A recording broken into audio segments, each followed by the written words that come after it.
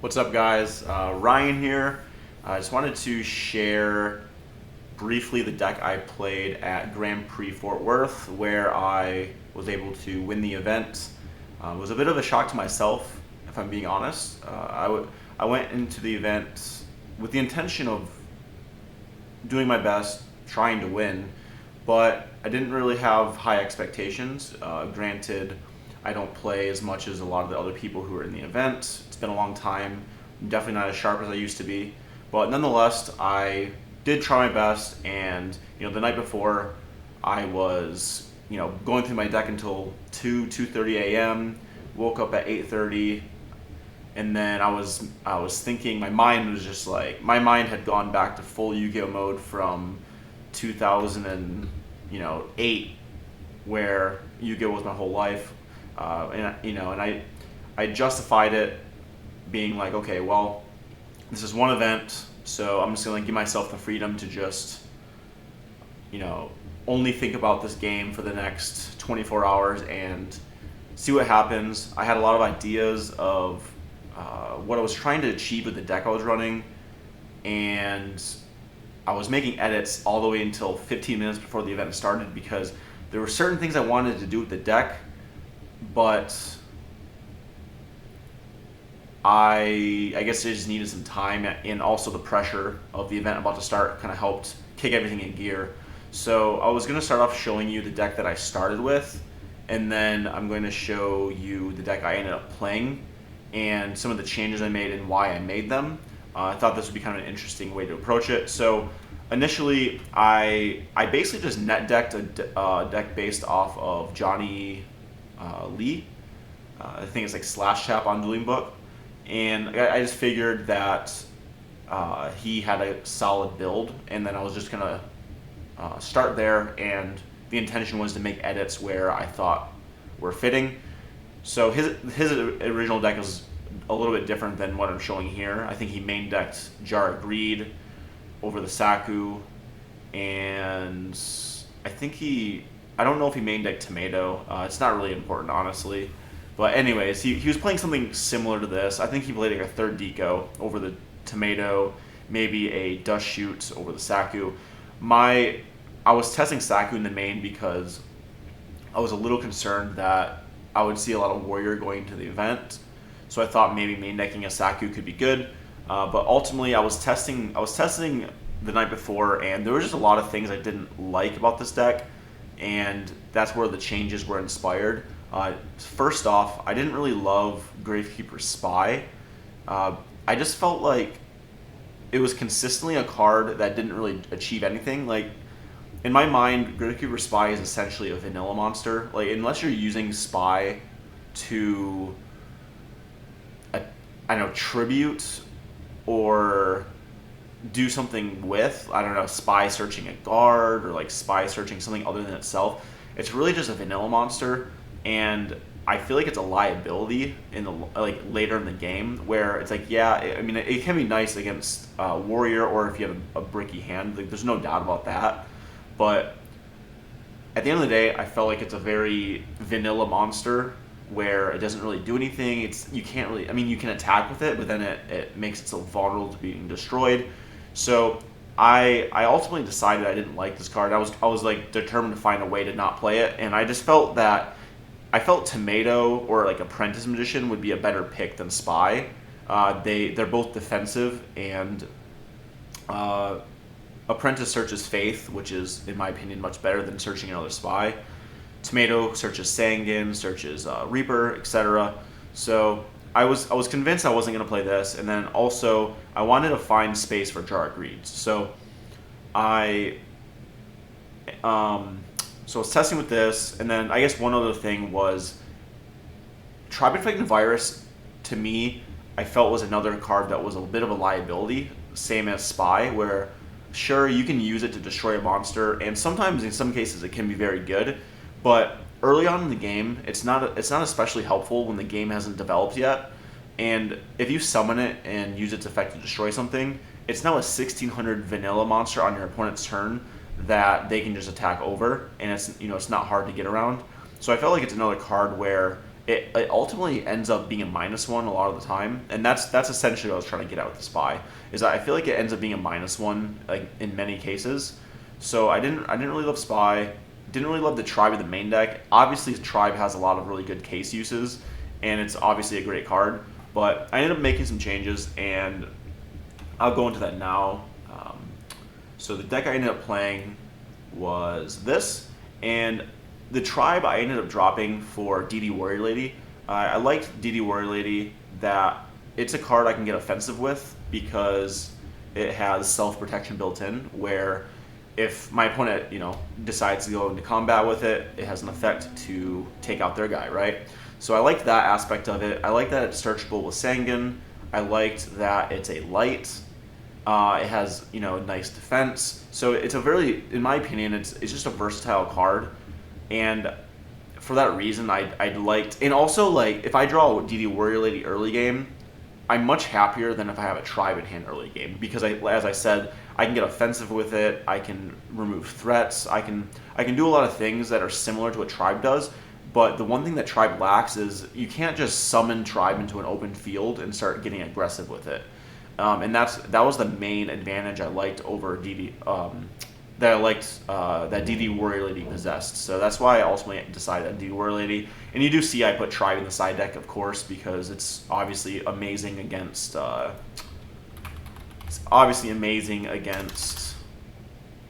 Warrior or Reasoning Gate, stuff like that. So it definitely deserves a place in the 55. And then as far as the spies go, I did end up dropping one spy for Apprentice Magician. I just really like this card.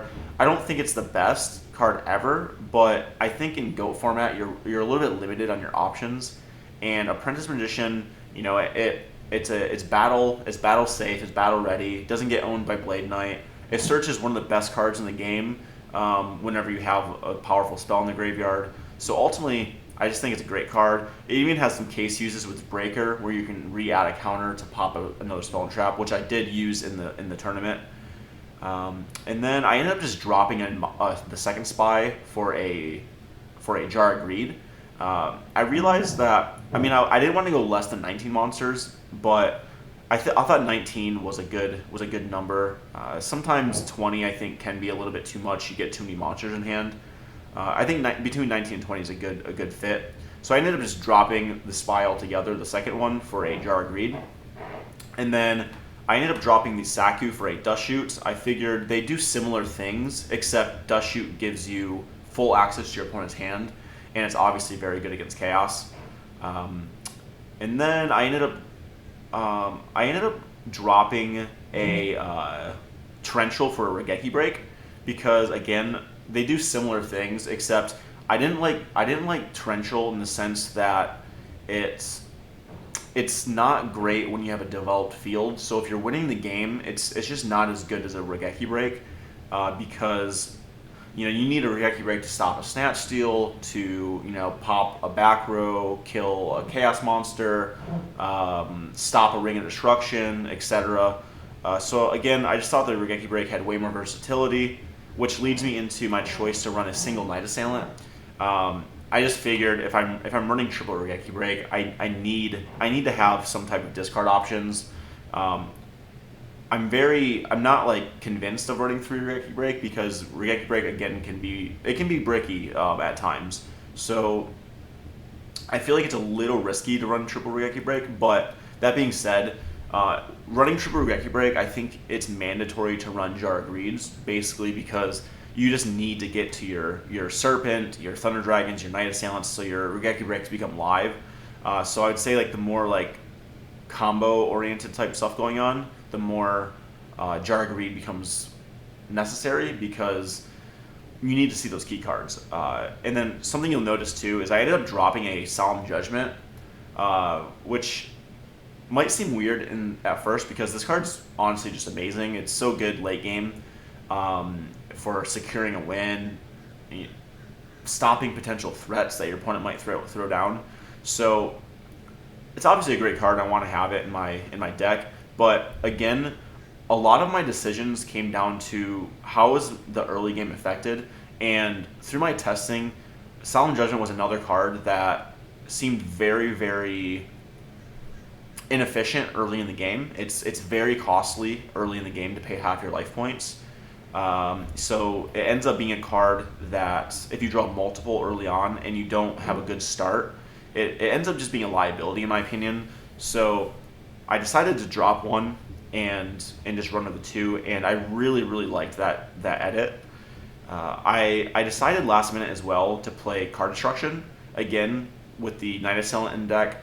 Card Destruction ends up being pretty nice, and then also I just wanted another spell card that it makes my Magician of Faith more live. It's a very it functions very well against Warrior because you don't have to worry about Sinister Serpents, Thunder Dragons in your opponent's hand. It can also function really good with Dust Shoot because if you see your opponent has Chaos cards in hand, you can make them discard them. So it has some interesting uses, and then also it just helps you dig deeper into your deck. I think in Chaos it's really really important to just see more cards, basically. Like it's a very simplistic way of saying it, but I just think it's important to see more cards. I was all the way up until the event, I was actually main decking Morphing Jar and Cyber Jar in my deck, which I really did like, and I was questioning whether or not I should play them prior to the event. Morphing Jar is just really great card, especially now because people don't anticipate it very much. Nobody's really main decking it, so you can really screw someone up with that card. Like imagine you set Morphing first turn with a defensive trap like Regeki Breaker, Ring Instruction. Your opponent goes, they set one, set back row, you draw, you set your hand, draw 5. So it obviously has really good use cases. It also lets you see 5 new cards, which, in my opinion, that's where the strength of Chaos comes in, and that's why I liked Cyber Jar Morphing Jars, because it basically fast forwards the game state to mid to late game, where Chaos thrives, because at that point, mid late game, you have Lights and Darks engraved, your Chaos monsters are live. And in GOAT format, when there's not many cards that allow you to special summon, there's no Cyber Dragons, having access to those Chaos monsters is really powerful. And then just having like many options of what you can do, controlling what your opponent does. But ultimately, I decided against it. Part of the reason, honestly, was just because I just conformed. I hadn't seen other people using it much, and I'd seen Deco being used quite a bit, and I do like Deco a lot because it obviously lets you draw a card. It combos really well with Tsukiyomi. I think like just having like Tsukiyomi is a great like versatile card. It gets rid of threats, gets rid of Kaiku, Blade Knights, pretty much any warrior card, and then it also functions just amazing with Deco. Like if you get a Deco off and then you have Suku in your hand, like it's just so good.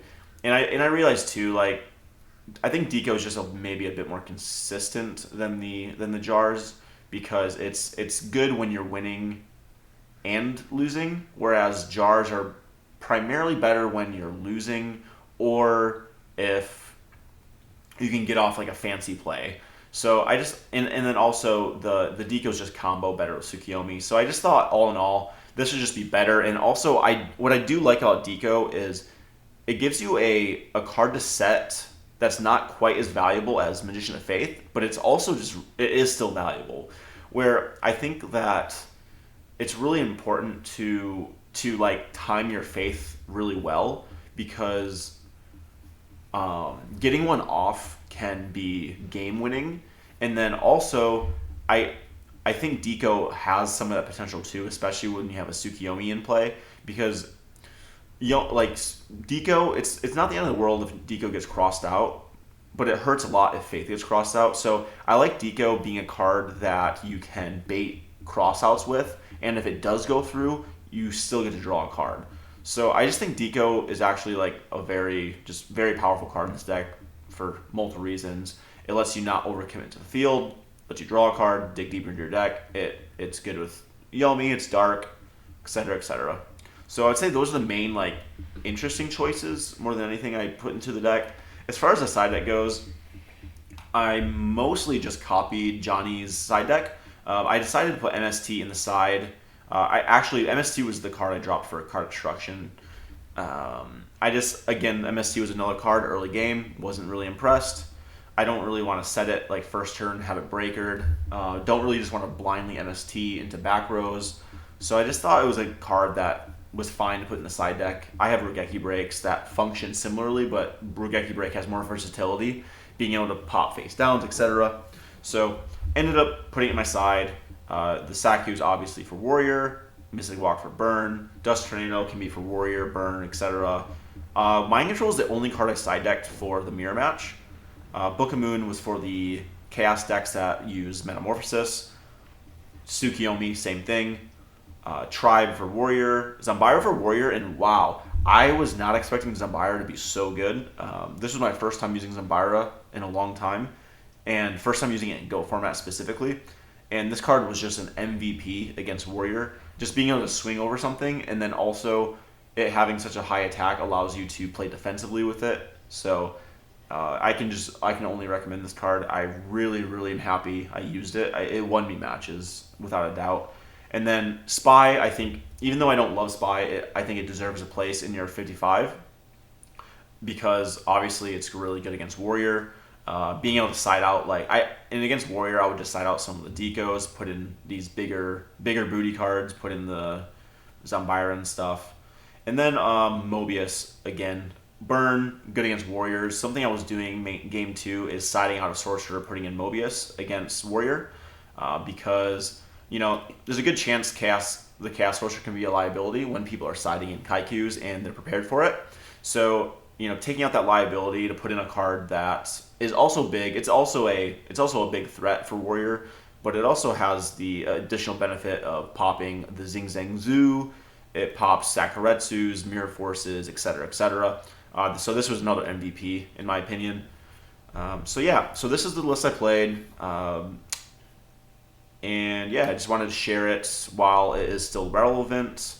It was honestly it was surreal to me. It was awesome to win the event, and I have the Morphing Jar that I won. It was a TB4. It is in pretty mint condition, so I guess I'll do a quick sales pitch at the end of this. If anyone's interested in the Morphing Jar, feel free to message me in the comment section, or you can hit me up on Instagram at Airplane Mode Ryan. That's my Instagram handle, Airplane Mode Ryan. So if you just want to follow me for fun, or if you want to message me about the Morphing Jar for collecting, feel free to do that, and we can work out a deal. So anyways, guys, I hope this was interesting to y'all. I really am happy with the list. Early on, my friend Kyle asked me, because he knew I made some changes, and he asked me like round 3, he's like, how do you feel about your deck? And I was like, honestly, I really like it. I was really happy with the last minute changes I made, and I felt like I was going to do well. I wasn't expecting to win. I was planning to win, but I was not expecting to win, and I'm really happy it came through. It definitely made the trip worth it. I flew out from Florida, so it was definitely a nice top. It was a nice cherry to top the experience with, and it was just great to get back to my roots and see everybody that I used to play so much cards with and spend so much time with. So, anyways, guys, I'll see you next time, and peace.